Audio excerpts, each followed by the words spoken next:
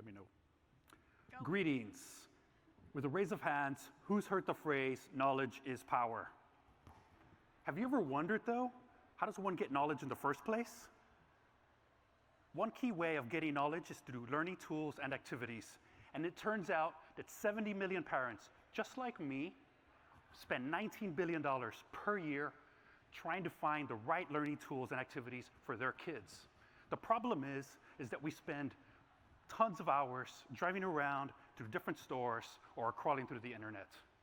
Imagine a world where every parent had the power to easily get the right learning tools and activities for their kids. I'm Luciano, CEO of Yubbler, father of 2 children, and I'm building that future world. I worked at Intel for 12 years doing engineering, product, and strategy. I left to do my doctorate and research. I love to learn, and I love to build. Over the past year, Yubbler has helped more than 10,000 parents easily get school supplies for their children. Today, I'm building the future of learning tools and activities. Here's an example of how it works. Meet Janice. Janice is a super busy working mother.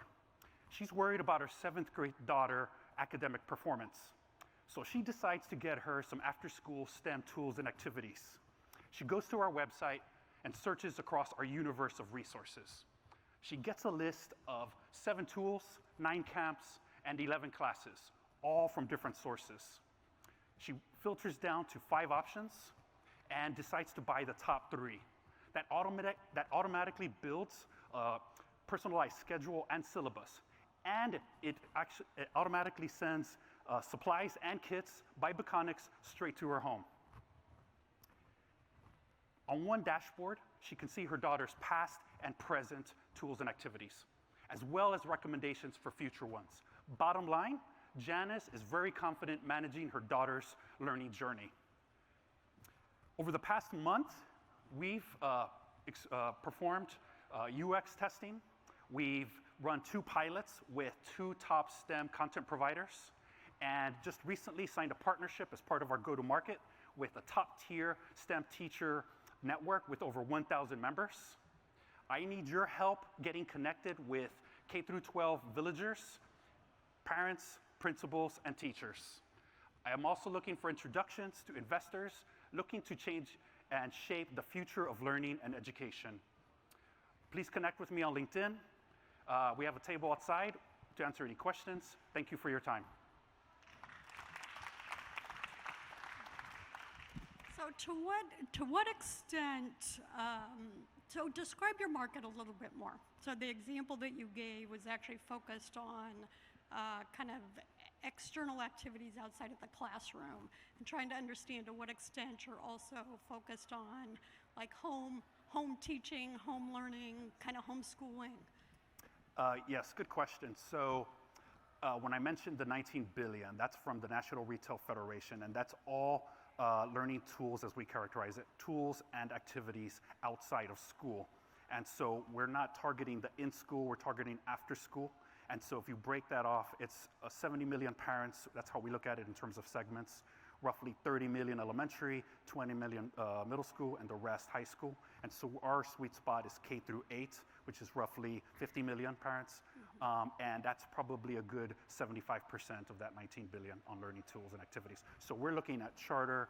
It doesn't matter where they're educated. So if they can be charter, private, public, homeschool, it's really tailored to the parents looking to help their kids achieve beyond whatever formal structure they're doing now within the in-school, whether it's home or public or charter or private. So how do you make money? We take a % off each transaction. Okay. Okay, so you're targeting the actual end parents Correct. Right now? Correct. So Yep, parent buys from us, we make money. It's very fragmented. Yes. Like I wonder kind of what options you have to kind of look at ways to bring it together so it is so whether it's maybe working with like a Office Depot or like just people who are providing maybe a different, I was thinking more homeschooling and you're not quite in that market yet, but kind of how do you actually capture the audience and where else are they? Yep. such that you can actually kind of latch on to that so you're not necessarily targeting an individual. Correct. It is fragmented, right? It's the Wild West with education in general. Yeah. The way we've done it in the past is by partnering with PTAs to get access to parents.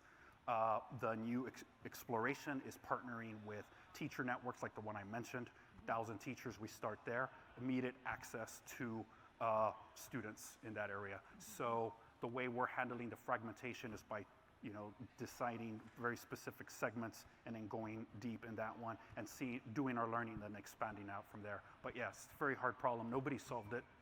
Not even the biggies like Target or Amazon. They don't probably even deal with it. But yes, for us being small, we're looking to go surgical and find kind of niches and then expand from there.